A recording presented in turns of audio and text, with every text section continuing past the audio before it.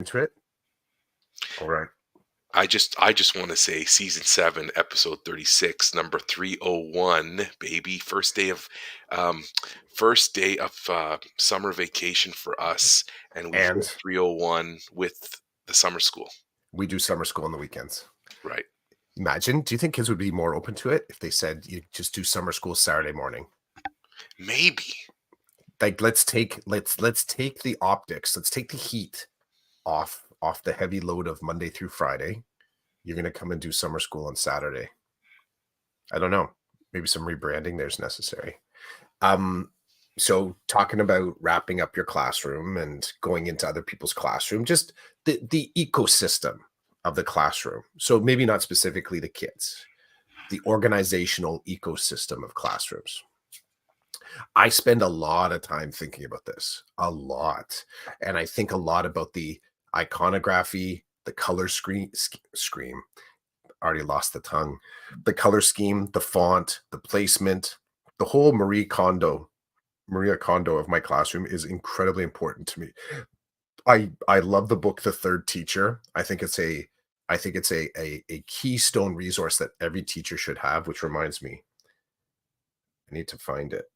I think it's at school still. I got to bring it home. It is a tome, not just a book. It is a tome that I have gone back to again and again and again to remind me about how important it is to um, be intentional with your space. So I'm hyper vigilant when it comes to how I put things, where I put things, and using the room as triggers and cues for my students. Um, I know you got something you want to jump in, so I'll just do something quick. Lee Haynes, props to Lee Haynes. Lee Haynes is a mentor of mine. Do you ever say former mentor, or do you just say mentor? Would you ever say that? Like, if you haven't had contact with them in a while, would you ever say they were a former mentor? I guess we might, but I would I say she's still a friend. So, Lee, props to you. I know you'll never listen to this podcast. You do more fun things than do summer school on Saturdays. Lee Haynes was one of my associate teachers when I was just coming out of OISE. So, OISE, the framework for OISE, so U of T, aka U of T back in the day, you do 2 placements and then you had to design your third one. So this back in the day when it was still 1 year, um, and back in the day when U of T was still doing pre-service. They don't do pre-service anymore. So I had I had some connections, and I found out about Lee, who's in special education. So this is my auspicious start in education. And I connected with her and did a placement with her as my final placement in special education department. That's also back in the day when there was no, I don't know how it is now. There was absolutely nothing. They did nothing to speak to neurodivergence whatsoever. I think there was one opportunity in my year there on a Wednesday night to go to a seminar in the great big auditorium, like 500 people or whatever it was, to listen to this broad sweeping talk about um, neurodivergent students. um, so Lee, as I was coming to the end of my placement, I forget how long it was, a month, 8 weeks, something like that. 4 weeks maybe, 8 weeks, I don't know, 2 months. So Lee was pretty casual. She's like, do what you want, don't do what you want, learn from me, talk to me, happy to have you here, but it's your thing. You decide. Choose your own adventure, Clef. I'm like, okay, cool. So at about the 4 week mark, I'm sort of getting a vibe for what it's like to be in her classroom, and I'm seeing how she's kind of rolling. I'm like, hey, you know what? Can I get in on this teaching thing? So bear in mind that last placement didn't have to be teaching. It could be observation. You're looking just to broaden your experience, right? And there were some students that went and did some pretty random stuff, but there was some element of education that had to go with it. Like, there were 2 students that went off to somewhere in Africa, and they were running a sports basketball camp. So it was kind of coaching, teaching that they were going to do. So everyone had their own little projects going on. Lee's like, absolutely. You want to take on a couple lessons? I'm like, I do. She's like, okay, I got some resources for you. Now, one thing you got to know about Lee, at least at the time, incredibly messy person. Like, her desk wasn't a desk. As I'm driving home, I got to do a divergence. As I'm driving home yesterday, I had to go get gas. I went to Costco, took that yesterday. I'm driving along the road and I'm looking at, because recently, because of the rain and the cool, like, everything's just turned green. Everything's lush. super lush. It's like that pre-July dry out when everything gets like hay. So everything's green and lush. And as I'm looking at the landscape, I'm thinking to myself, are those bushes or is that a hill? Because it's all like wavy. And I'm like, and I'm trying to see like, is there actually like a hill underneath there? Or is that just how the trees and everything have come up? That was a little bit like what Lee's desk was. It's like, is there a desk under there? Or is that just one great big pile of boxes and paper? So Lee's sitting at her desk. So imagine I get to be Lee and you're looking at me right now and you say to me, I'd like to do a lesson. I'm like, okay, cool, Roland. Cool. I got some resources for you. Lee takes her hand and shoves it backwards like this, like doesn't really break eye contact, shoves her, this is as I remember it, shoves her hand into this pile of papers. The papers don't move except to allow for the space of her hand. She comes out with 3 or 4 handouts. And then it's like the papers just kind of go, they kind of close up again. She goes, go here, you can use these. And I'm like, okay. And they're the handouts. I think we're doing Hotel Rwanda. There was something that she was doing with it. She's like, okay, you can run with these, see if you can develop something off this. And I kind of look over her shoulder and I can just see the pile of papers kind of close slowly. Obviously not, but cinematographic. That's how it was like. And I couldn't believe that she could find anything, even if she had looked. The fact that she did it a no look, just kind of like shoved it and pulled it out. I'm like, damn. But that was my first introduction to like spaces. Like, and I had no clue. Her classroom was a little bit better. But her desk area, that you ever seen Game of Thrones? You ever seen that? You know that the big sword Yeah. throne? Yes. Did you when you first saw that, did you have like just like this weird kind of like visceral gut response like, "Oh my god, those are all like swords." And you saw someone sitting on that throne and you're like, "Oh, that's just like I don't even know, but that's like so intense." That's what I felt like looking at her in front of her desk. She's like in front of her desk. She's like, "Yeah, you could totally do this lesson." And I'm trying to keep eye contact with her, but I'm looking at like all the swords behind her, just like papers that like I'm like, what is that? Is that a flag over there? I think that's an umbrella sticking out of it. It was remarkable. Organizational ecosystems.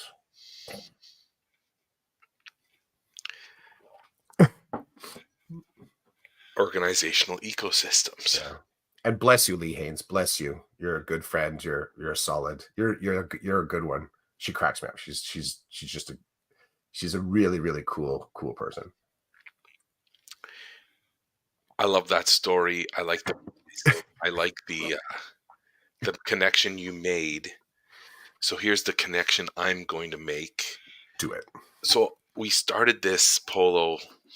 We were still on the on ramp, and before we could get onto the highway, we hit go to capture some of that. Now I forget. You're gonna have to remind me where I was going when we So were you driving. had, yeah. So you had, so this whole thing, this discussion, I think, is one of two parts. Like I know, I do my sort of hour of envisioning. So I sit in my room once it's organized. Back it up. I was sort of commenting to you in a polo yesterday, saying I can't believe how unfinished, in my perspective, some of the spaces were left in the school, and people are just like, I'm out of here. You were talking about your classroom that you just came out of and some of the things that you noticed at being coming in late in the game and noticing other people's kind of organizational methods. Okay, so thank you. I now know where I wanted to go with that and the word space, but first I want to make a connection to your story Mhm. in that. So I was in I just finished up 2 weeks in an elementary school classroom, and there wasn't a lot of space in the room for my school bag and my water bottle, so I made Mhm. space. And similar to Lee, there was a situation in the classroom, and uh, I needed the students to do they needed to do something quickly. And it was one of those moments where there was no time to waste, uh, because the more time I wait trying to find the resources, the less impact this activity would have. So, like Lee, I reached into my backpack because I had created different graphic organizers for different activities, didn't know where to put them, so they just lived in the backpack. So literally, as I'm talking to the student saying, "No, you will be doing this now," I reach into the backpack and I pull out a stack of 26 papers with a paper clip on it. And I'm like, "You will do this activity on the back of this paper." And as because on the front was the graphic organizer that I created for the activity that I thought I might do, or if in emergency situation I needed this activity. Mhm. As I'm handing out the papers, and strangely enough, the graphic organizer was a making connections activity, which is cool about here. We're making connections. And one of the kids says, "Which side do you want me to work on?" And I said to the student, I just looked at the student. And it's one of those looks. It's the look that you give when you're. I'm like, if I say what I want to say, I'm going to get fired. So I'm just going to stare at you so that you understand that what you just said is. I call it the look that you notice.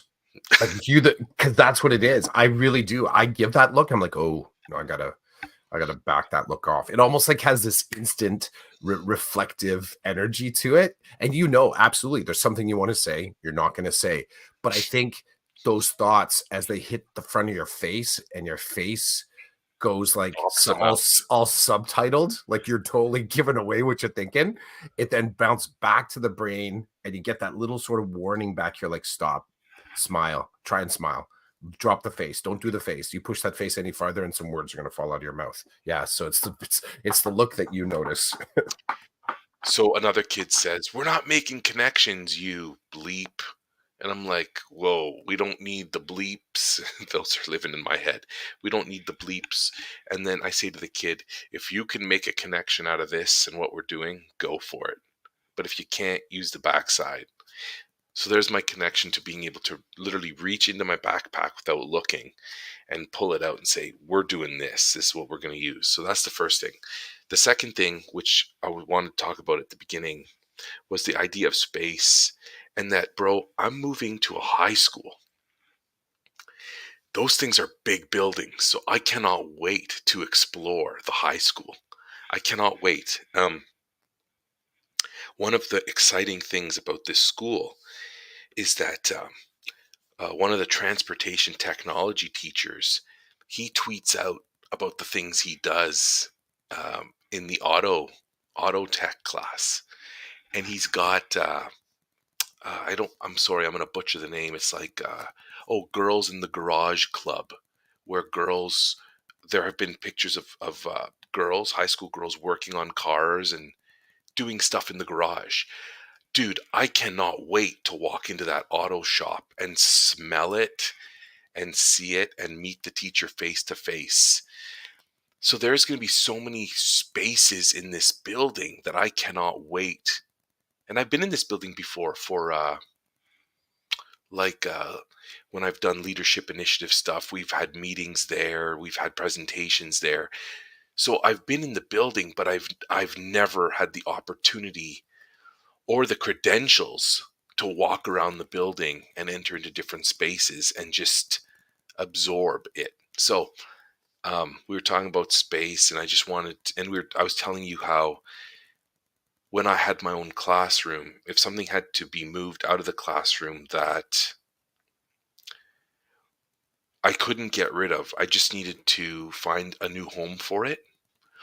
I would troll the school and find space where I could stick something that people won't even look there twice because they've gotten used to just not paying attention to that corner or whatever.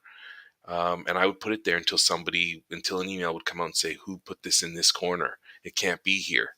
Um, the keeper of the spaces figures it out and finds it out. But I was always looking for ways to trick the keeper of the space so that I could put things where they needed to go just for a little bit until I could bring them back into the fold. So I can't wait.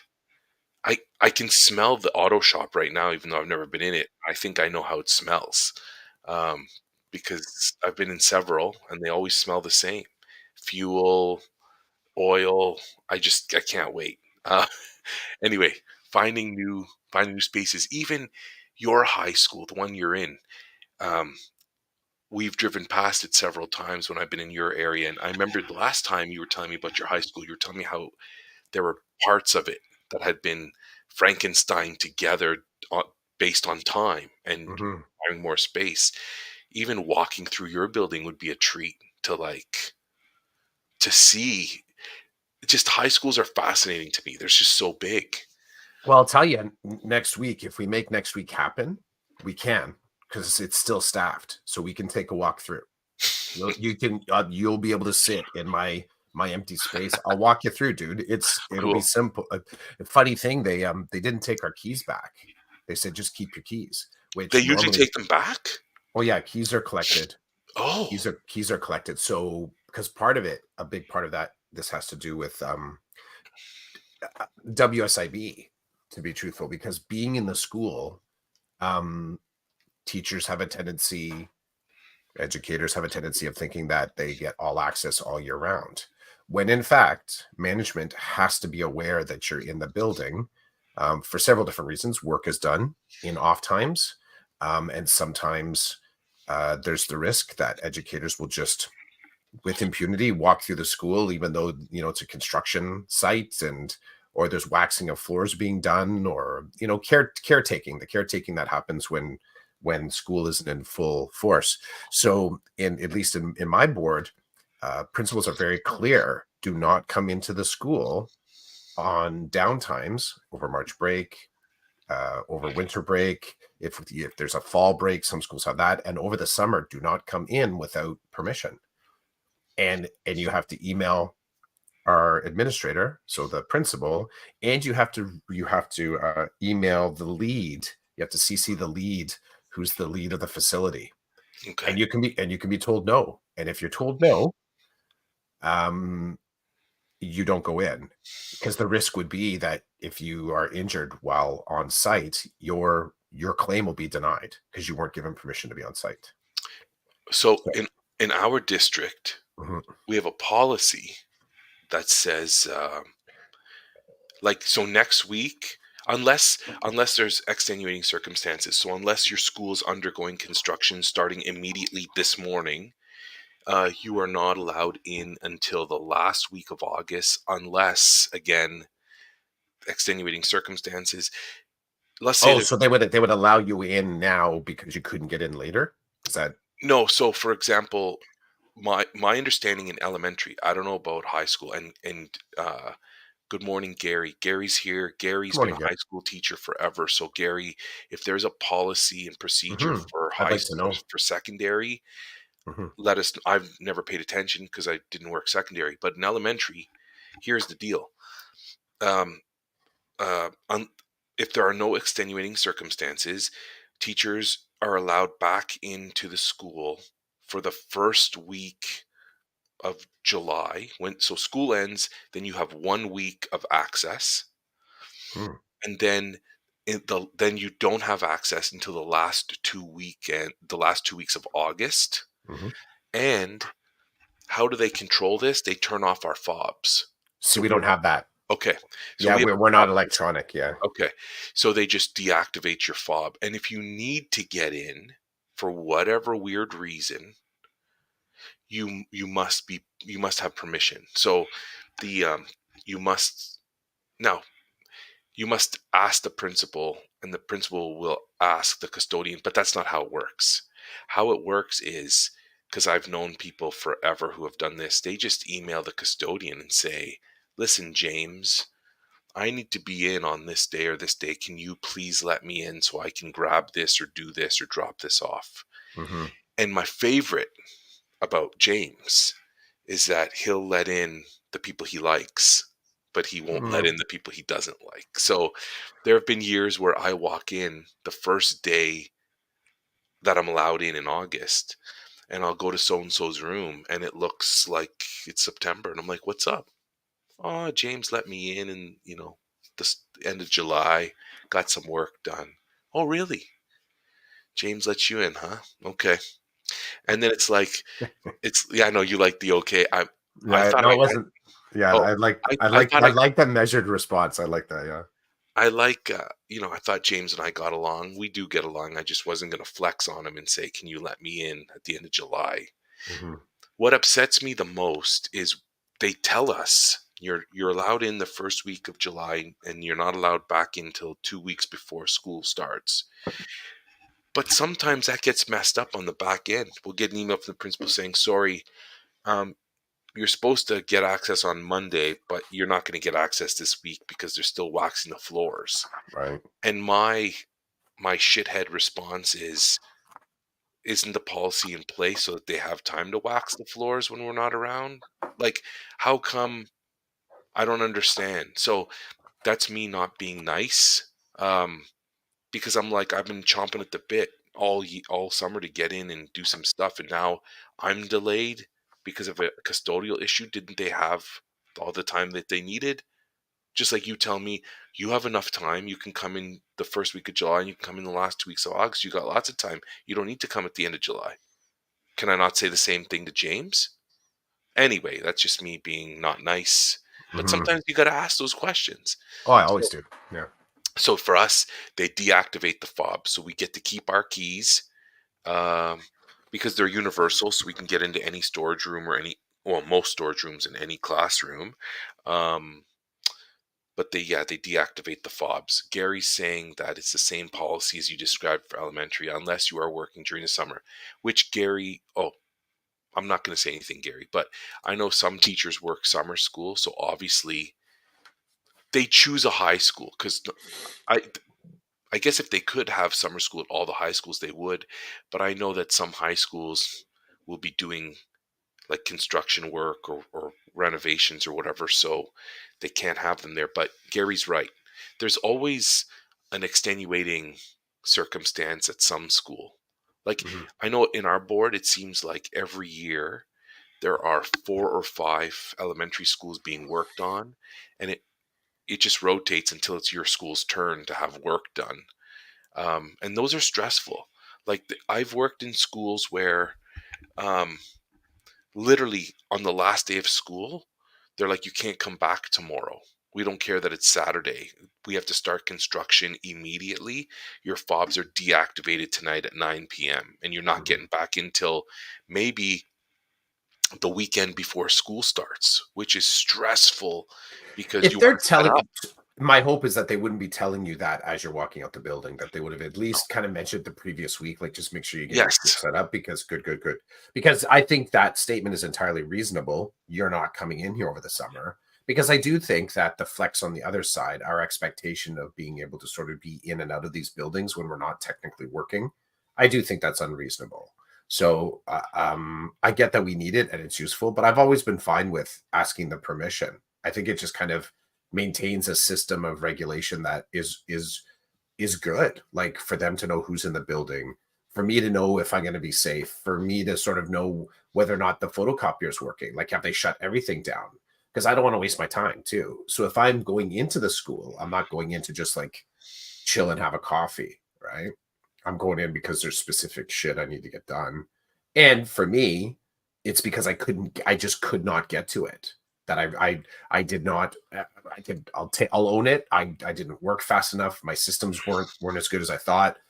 I deliberated and then decided I needed that extra squeeze time to get something done. And I actually do have a couple things that I did not get to yesterday.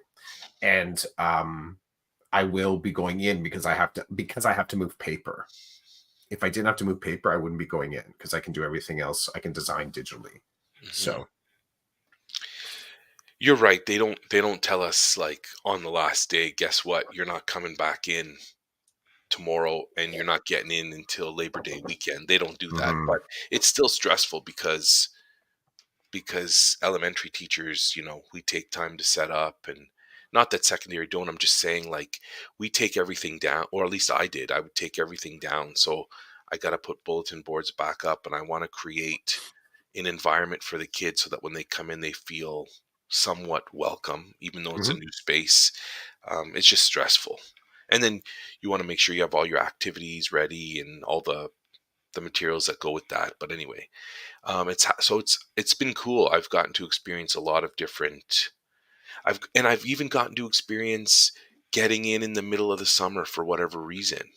Mhm. Um, and even not even for me, for my wife, like there have been times where she's like, "Oh shoot, I need to get in my room to get these things to help me plan." And so then there's the dance.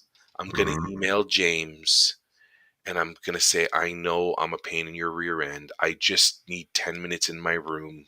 Can you please tell me what day and what time you could open the door for me?" And it's Mhm. like you're totally groveling, right? And then there's the James says, Tuesday at noon, I'll be having a cigarette outside. I'll let you in that door. And then it's like, what does James drink? Can we bring him a cold drink or whatever he wants to just show him, thank you, we appreciate it. We know we're pains in the rear end. And it's funny because I've always gotten to know my wife's caretaker because Mhm. my wife's been at the same school for a long time, and I'm always going like, I'm the helper. Can you come and help me move this or bring this in? I'm like, yeah, of course. So um, it's funny. I've always gotten to know the James. One time, the James, um, the James that worked at her school for a very long time ended up transferring to a school that I was at that was closer to his house. So that was an epic connection because everybody's like, what are we going to do? We're getting a new caretaker. Nobody knows how he operates. I'm like, I know James. He's a good dude. Just don't be an asshole, and you'll be fine. Um, but I felt like, man, my chest was out. My ego was primed. I was like, I know James, and James knows me. It was like a badge of honor to be tight with the caretaker because Mhm. the caretaker, man, they they are the back end of that school, right? Mhm. Like they know everything about that school, or they're supposed to, right? One school I worked at where we had this was the school I worked at where Rochelle is. Um, the old part of the school had these little tiny windows. So if there was ever a fire, we were dead because we couldn't get out the windows. Um, I couldn't even get my friggin' fist out the window. And I remember when I would walk into my classroom, I knew right away if the air conditioning wasn't on. Because you'd walk in, you're like, oh God, I just walked into the tropics. And I remember, I'm not going to say his name, but his nickname was Bing. I'm like, yo, Bing, I got a problem. Roland, what's wrong? Like, it was always an issue to come to my room.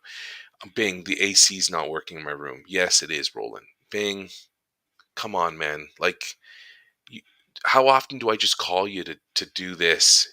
He's like, you only call when there's a problem. I'm like, okay. So he comes. He's like, yeah, something's weird. Let me go check the breaker or something. He comes back. He's like, yeah, the switch was off. Well, how did that happen? I don't know. Okay, Bing. And then like 2 weeks later, same thing. Bing, what's up, Roland? My AC's not working. Roland, come on. Bing, we've like it's like Groundhog Day every time I got to talk to you about this. He was a cool dude, and he ended up leaving the school because he was tired of being the head caretaker at an Mhm. elementary school. So he goes to high school to be just a regular caretaker. And then when I started re-engagement, I went to that high school, and when I saw Bing, I got to tell you, if he didn't like me and I didn't like him, we certainly didn't show that because we were like instant buddies again. I just say that because I loved him. I don't know how he felt about me. I think we were okay, but when I saw him at the high school, he was like, what the bleep, bleep, bleep are you Mhm. doing here?" Yeah, it was fun to see Bing again. But anyway, yeah, they know everything. One time, Bing let me go. So the mechanical room at this school was upstairs above the gym area. So there was always this door by the gym, and it was like unmarked, the same colors, the paint on the wall, like nobody ever knew. And the one day he said something, I'm like, "You're going to the roof?" He's like, "Yeah." I'm like, "Can I come?" "Sure." We go to that door, he unlocks it. I'm like, "This is the door to the roof?" He's like, "Yeah." You go up these little narrow stairs, you walk into this room of mechanical. It's like, whoa. And then we walk down this little hallway, and then he opens another door, and there's the roof. I'm like, this is friggin' awesome. That is cool. That's it. I've You been on the bring roof of several of the buildings I've worked at, and it's really cool. you're bringing me back to elementary school, and our elementary school was a sort of a fairly low, flat, kind of squat building, like so low, in fact, that we used to climb up on the roof from the outside. And all we would do, it was kind of a weird design. So the wall of the exterior wall, at least at the back in the play where the tarmac was, the wall. Okay, so the actual side, like to the roof, was maybe 15 feet up, like that, actually up to the roof, which is, it seemed, not even thinking back, and it seems low, but 2 feet down there was a ridge, so maybe at the 12-foot mark. So what we would do is a couple of us were tall enough that we would run, and we would put our foot on the brick and step up like parkour style, and we'd grab that ridge and then pull ourselves up, and then we could stand on that ridge and then just do the other 2 feet step up on the roof. So we would go up on the roof all the time. I went up on the roof of my high school too. Similar kind of a method to get there. We found a lower roof area. A couple of us kind of like hiked the person up and then pulled the other person up again. But I can remember the elementary. So the elementary school I went to was Canadian Martyrs Catholic elementary school. And I knew where this was, so before I knew I could actually climb on the roof, that I could get up there myself.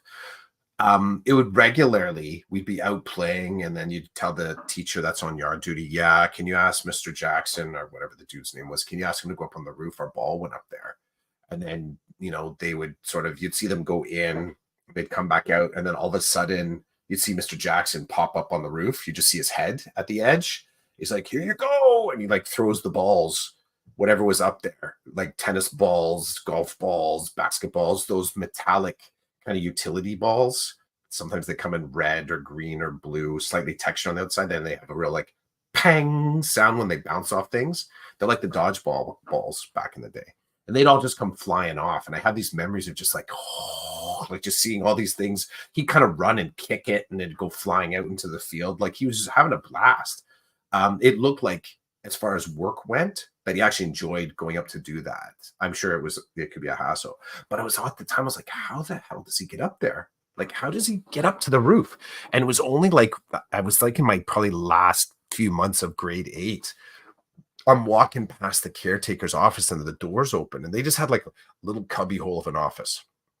I don't even know where they kept the chemicals, because this was like a shoebox of a closet of an office. And right above, there was like a table, and right above the table, I saw there was like at about maybe the 8-foot mark, there was a ladder. There was a ladder that sort of came down from the roof, and I could see the hatch there. I was like, oh, and then over on the side, they had another ladder that would hook onto it, just on the bottom part of it, so that you could do the first 6 feet of the climb. It's like, that's how they do it. And I tried for the last 2 months, like, to be there when he was going up there. Like, I wanted to see it happen. I never did.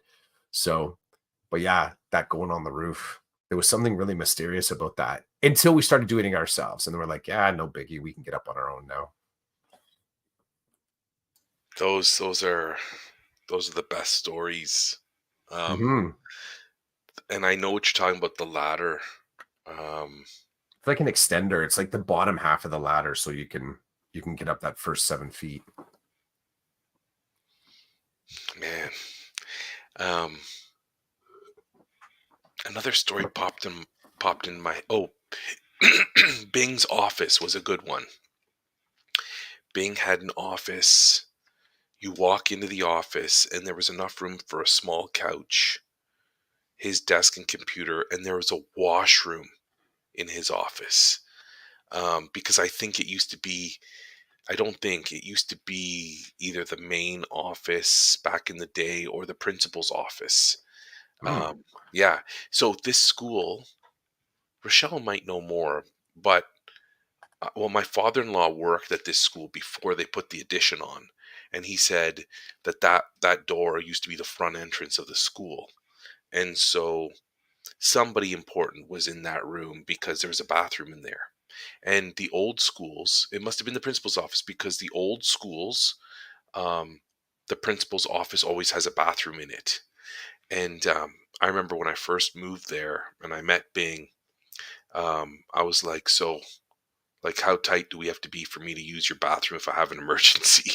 And he's like, oh, you're good. If you need it, just go use it, kind of thing. I never did have to use it, but it was good to know that if there was a problem, um, Bing's bathroom was one that could be used. Um,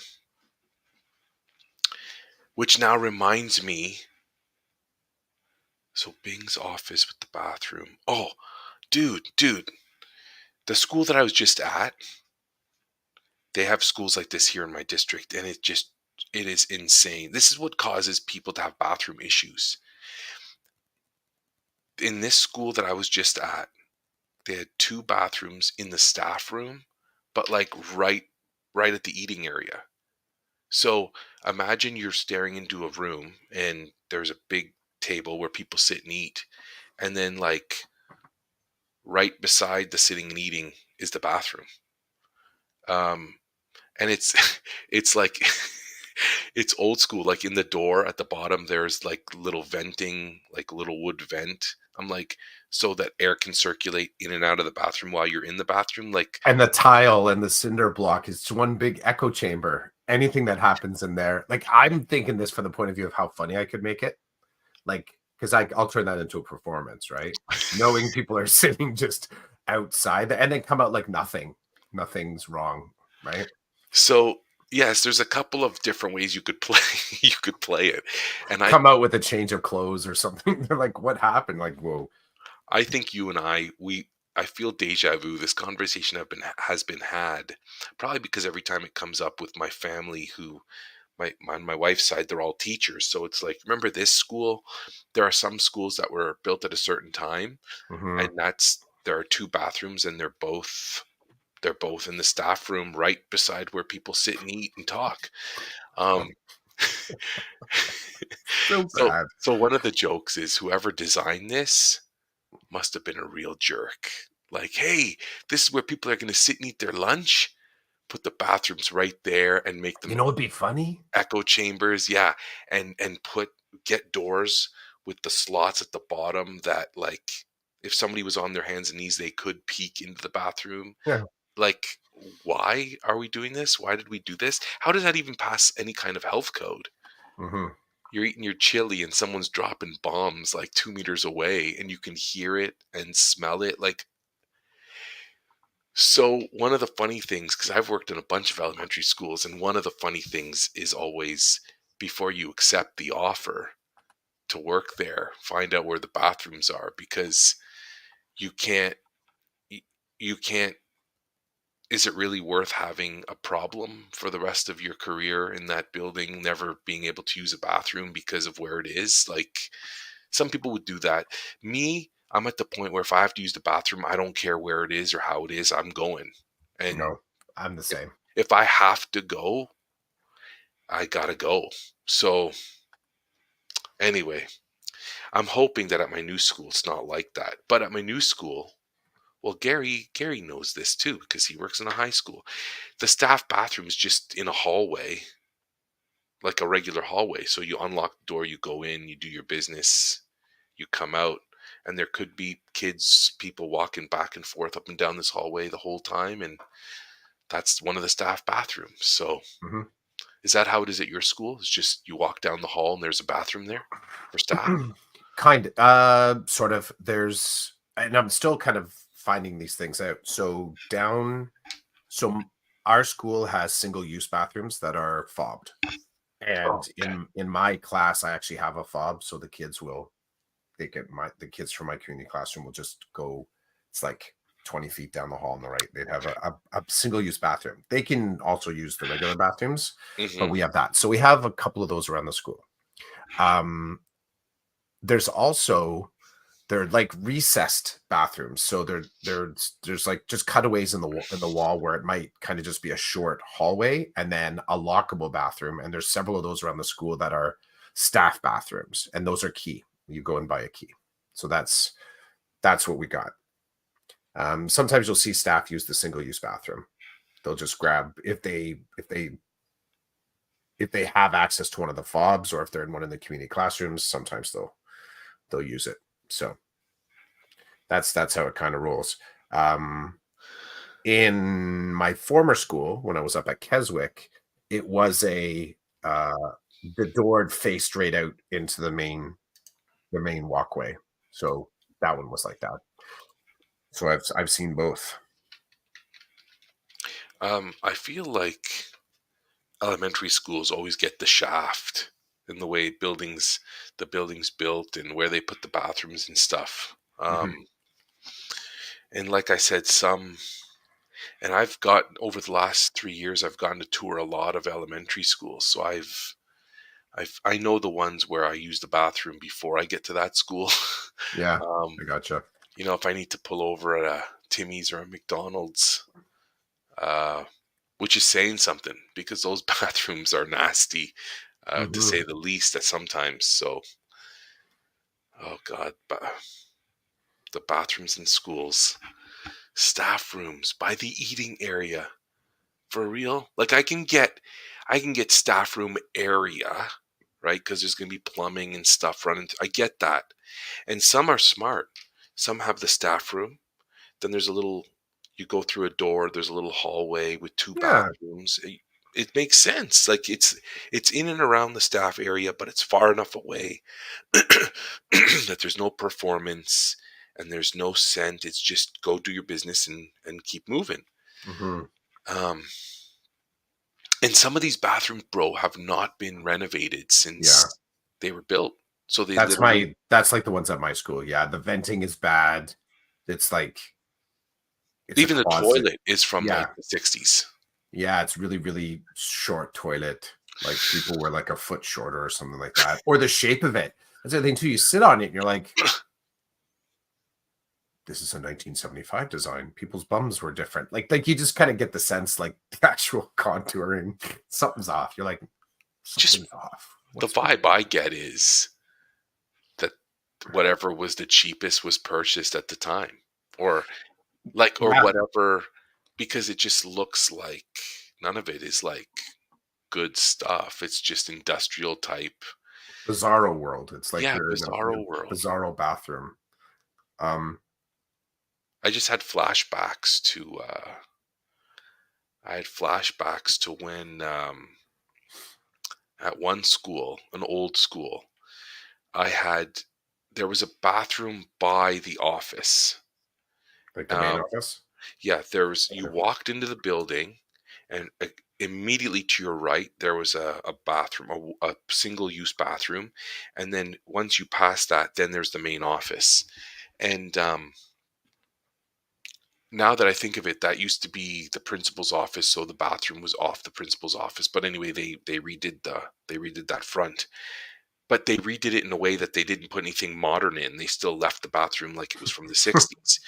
But anyway, I had a kidney stone, and one of the requirements, one of my accommodations so that I could still go to work was that I needed to go like often, or at least it felt that way, but I needed to be released to go. So we worked it out that I would use that bathroom because it was the closest to my classroom, and that some two or three people were on call, so that when I called the office that I got to go, one of those people would come in. I remember going to that bathroom, and I had like a kit because like you had to try to catch the stone if it came out. Like it was stupid. I shouldn't have been at work, but I was. And I remember it was like beginning of October. It was still hot as hell in a school that wasn't air conditioned, and I'm in this box Hmm. that's like you said, no ventilation. I'm sweating bullets. I'm trying to catch a kidney stone. Straining your pee. Like you're like it's like what's that called? Panning for gold. and I, and I just remember breaking out in laughter as I'm Of course. sweating Yeah. profusely. Yeah. I'm like, I just left my 25 grade twos or Yeah. whatever, Keep it and together. Keep it together. I got to keep it go back and together. do language arts. And then when I was finished, you clean up. I Yep. just decided to keep my kit like down on the floor in the tiniest little Hmm. space. I couldn't even get my leg in that space. That's how close the toilet was to the wall. That's the other thing too. Was like, shut up. You got a toilet. Do your business. Don't worry about your legs or whatever.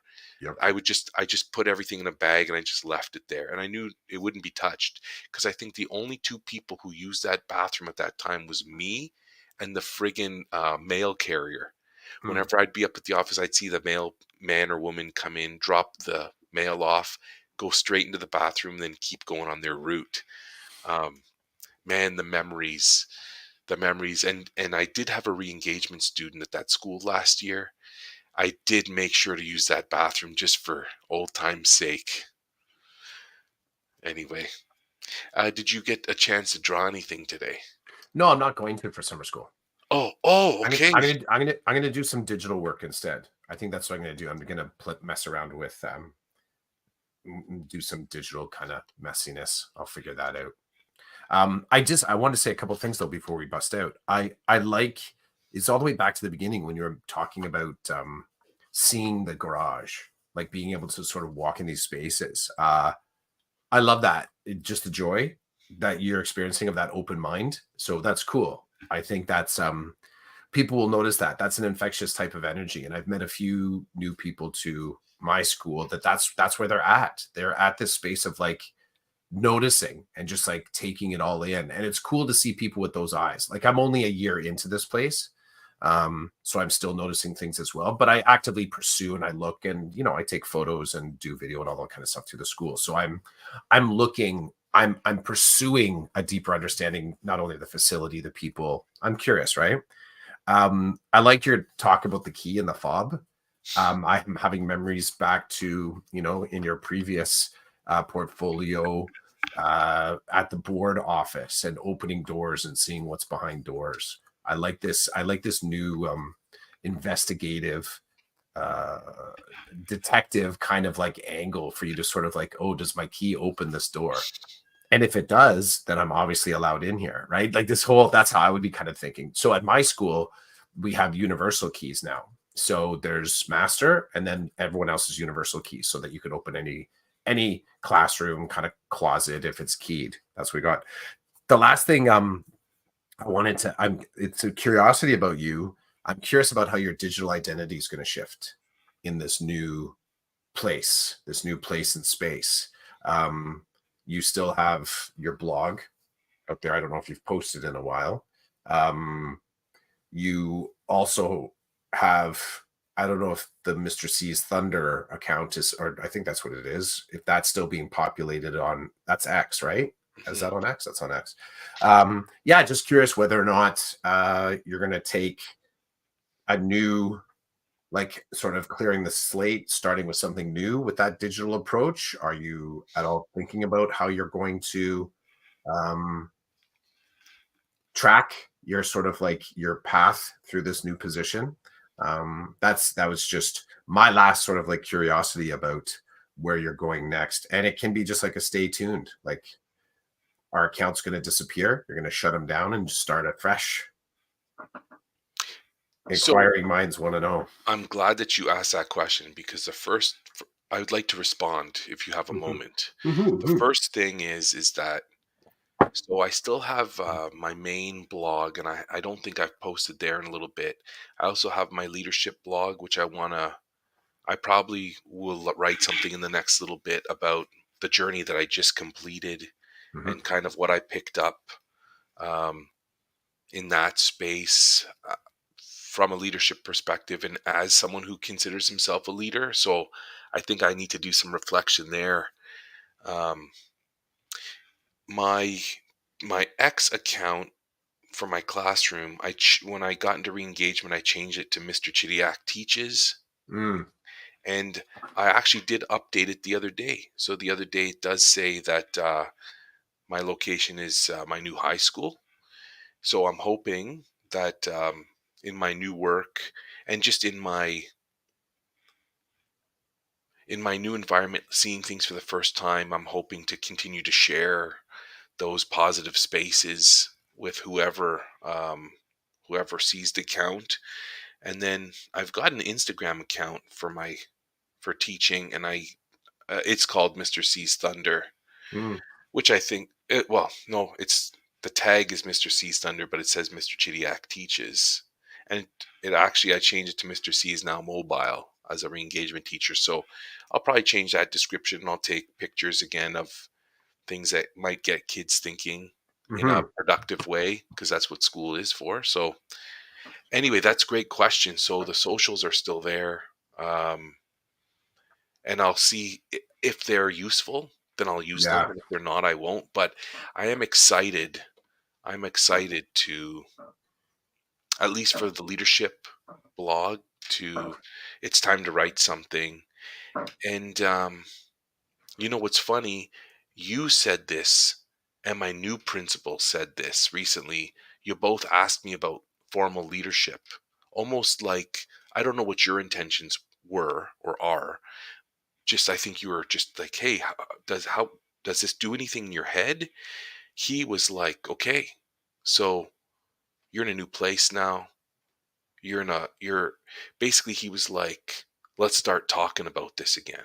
And I was like, So oh, mine was in a catalytic kind of mindset. So I don't think I was targeting anything other than I was wondering out loud if this could be the trigger that cues you up to sort of pursue administration.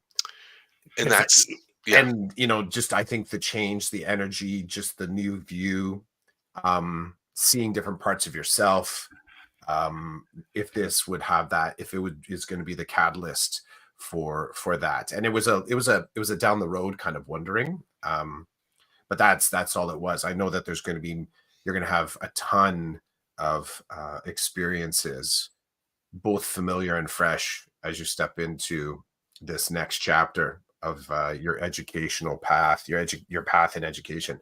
Um, but me, kind of like, is this a foreshadow? Is this an origin story for the actual, like, this move is part of the origin story to finding your way into administration, which would be, we've both had more than enough conversations around that.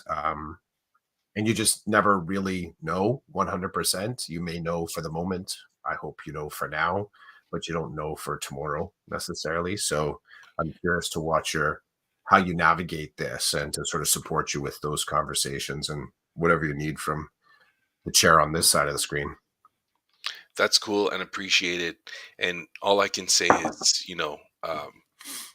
uh, there is a mountain in front of me and I can see it. And that mountain is, how do I do this new job?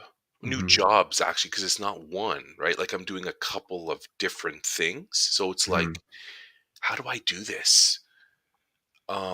And, but so maybe I'm thinking, this is what I'm thinking right now today. I see the mountain and I'm going to start climbing. And first and foremost, I'm really pumped. Like I've got new hiking boots and I've got a couple of poles. I've got my earbuds. I'm ready to climb this mountain. I'm ready to I'm looking forward to it, to this challenge. And I know, halfway up, not even a quarter of the way, I'm probably going to feel sick. I'm going to be tired. My feet are going to hurt. I'm going to want to come off the mountain. It's, that's been a learning thing for me about how to climb mountains. I get that, but I'm really excited that it's in front of me because at the end of February, somebody placed a mountain in front of me, and I had no interest in climbing it. Um, and in fact, I think I dropped some dynamite in it and blew out some parts of that. So um, I'm excited to go on this adventure because it's something that I want, and it's with people that I have relationship with. So I'm excited about that. I'm thinking close to the top of the mountain, or maybe even at the top, there might be time to sit and relax and reflect. And maybe then I can be like, is formal leadership a thing for me? I don't know. What does it look like now that I'm in this space? I don't know. I know that I can have these conversations with people like you and my new principal and even the vice principals in the building. I can have those conversations. And even with some of our listeners, I can have those conversations. All I know is right now I'm really happy to get my new hiking boots, and I'm excited to climb and meet new people and work with kids that um, I've never really worked with before. And I wonder a little bit as we're talking about admin, and I know we got to go, but I wonder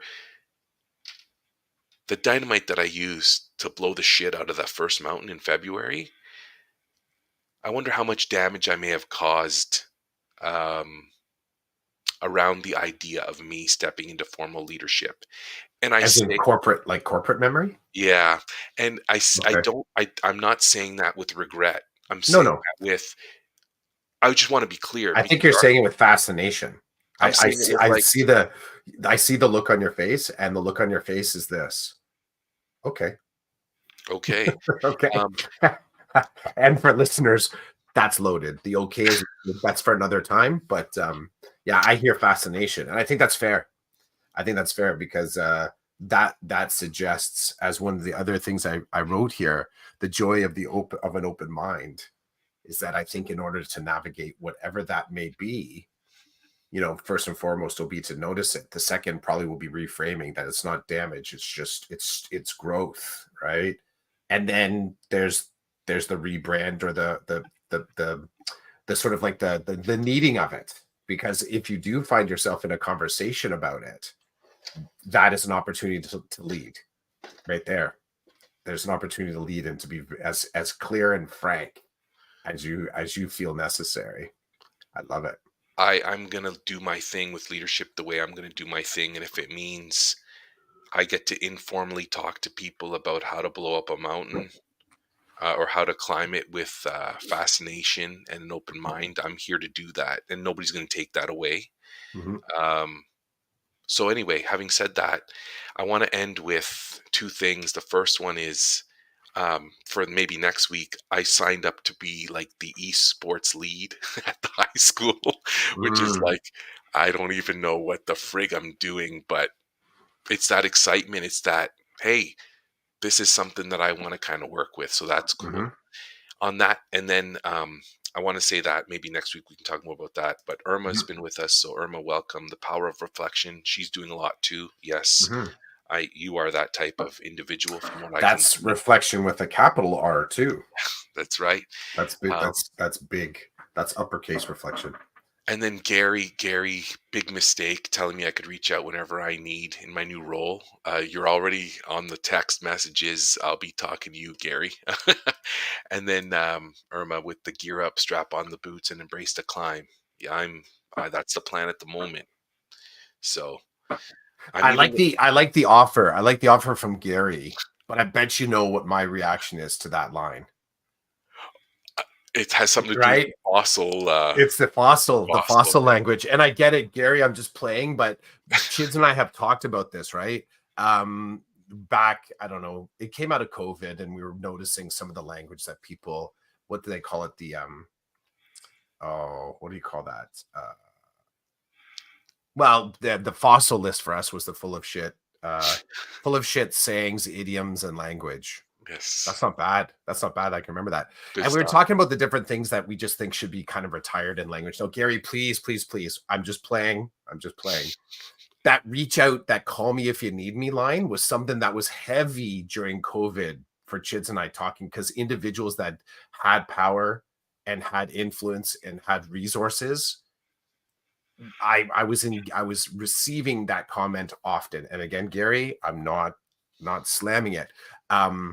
But we got to a place in our conversations where we noticed that the offer, that offer to sort of like call me if you need me, is it's problematic. It can go both ways. I know for me, I landed on the my preference where I kind of action is I formally set up check-ins. And I like this. I like this as a close off, because I've had some mentor conversations even at the end of the year. And I was intentional around saying in that meeting, let's set our next meeting now. I'm gonna put it into I'm gonna put it into my calendar right now. I'm doing this with intention. I'm going to check in on you in 3 weeks. You need me before that? Fantastic. But I'm going to be back, and I'm going to talk to you in 3 weeks. to that end, I had several people show up in my classroom at the tail end of and I was just kind of mind blown by this, starting conversations that were like level 10 conversations and sharing. Thanks, Gary. Thank you. Thank you. Thank you. I had them arrive in my classroom and they were sharing things of like, I've only briefly met you. And you're really like you're being so open and honest and kind of investing in what I perceive to be a relationship here because the things that you're telling me. One individual was sharing some pretty like life changing events that they've gone through. And at the end of both conversations, I pulled up my phone. I'm like, let's schedule just a re-meet. Let's put it right now in the calendar. So it's there. You know that I'm going to come looking for you. I might reach out before that, but you know that I'm going to be reaching out either by phone or whatever. So my hope, kind of moving through for you, Chids, I'll flip it to you. That because it takes coordination, it takes like logistics, it takes connection. Gary, I think the new challenge is in play. When will you reach and ask? Yeah, he just said it. Okay, so yeah. So it's not, I think it's a great challenge of practice. I think broadly speaking, if you are a mentor and a leader, you're never saying to someone ever, ever, ever. My personal opinion, but you remove it altogether. Let it fossilize. You never ever say, call me if you need me. I don't think that that's a true leadership statement. I think you may intone that in your connection, but you intentionally set up the next meeting because for someone to chase you in their moment of need, for me, I feel like that's a betrayal of power. So it's always important you make it intentional. And I would say to a deeper end, Chids, you and I would have never have been friends if both of us didn't operate in that intentionality to schedule and spend time together. It's just a fact of relationship building. I get you can't do it with everybody, Mhm. but I would just say then also don't make the mistake of telling someone, call me if you need me. That's all I got. That's all I got. It's great. I love it, and I don't want to. Well, I just want to say, as I finished my re-engagement role, my re-engagement principal did that. She set up meetings every 2 weeks for the entire year Mhm. because this call me if you need me is too late. Let's let's have the and call me if you need me before those 2 weeks. But I they were think that always goes without that is the phrase that goes without saying. If you choose to have a conversation with someone, I will say you're choosing to be a part of their life in some small way. We can be polite and then frame it with call me if you need me. But I assume that if anybody ever has a conversation with me, if I'm curious and I feel a good connection, I'm going to call them again. Mhm. I'm going to try. I'm going to do it. There's just something nice about that double down of like, okay, so not only can I feel like I got a good connection, I'm going to reach out to you. And also, you're like doing this kind of weird thing of saying, no, no, no, no, no, no. I'm gonna sit with you again. Like this is important. I'm gonna come back to you. I like the two bookends of that relationship building. And I think in general, Gary Gary, will be setting up a meeting. that's awesome. Setting up a meeting or what it can be coffee, right? It can be Yeah. anything. It can be a text. However, I mean the formal or informal layers are entirely according to context and comfort. So um, thank you for lighting me up on that, Gary, because I think it's an important, especially when we're in transition, because I think it affirms who our people are, who our crew is, who are those layers of mentorship and the leaders that we want to learn from, be led by, and maybe aspire to be like. So that's always a good I think that's always a really great energy. And if you can't do it as the mentor, if you can't do it as the leader, um you can go into your uppercase reflective practice and figure out why that is. So, thank you. Maybe esports next week if we have something next week. I don't know because you and I are both in vacation mode. So the next time we Oh no, next week it won't be next week oh because oh I no, I don't don't think so, bro. I don't think so. maybe it's a Friday I night. like that. Maybe it's a Okay, Friday night. maybe it's a Friday night, but Yeah, yeah.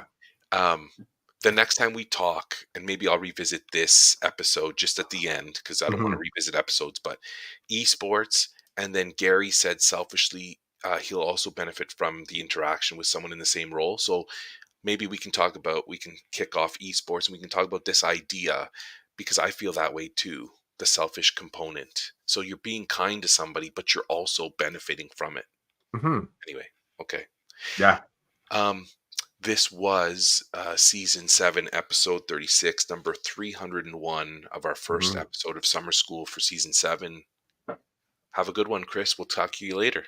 Absolutely, man. Peace. Thanks, Irma. Thanks, Gary. Thanks, Rochelle. Yes. I don't know if Rochelle was here, but Well, thanks there but too. yeah, thanks to everybody, Gary, Irma, Linda, and whoever else was with us. We love having you. Come Yeah. on back and communicate with us. Call me if you need me. Peace.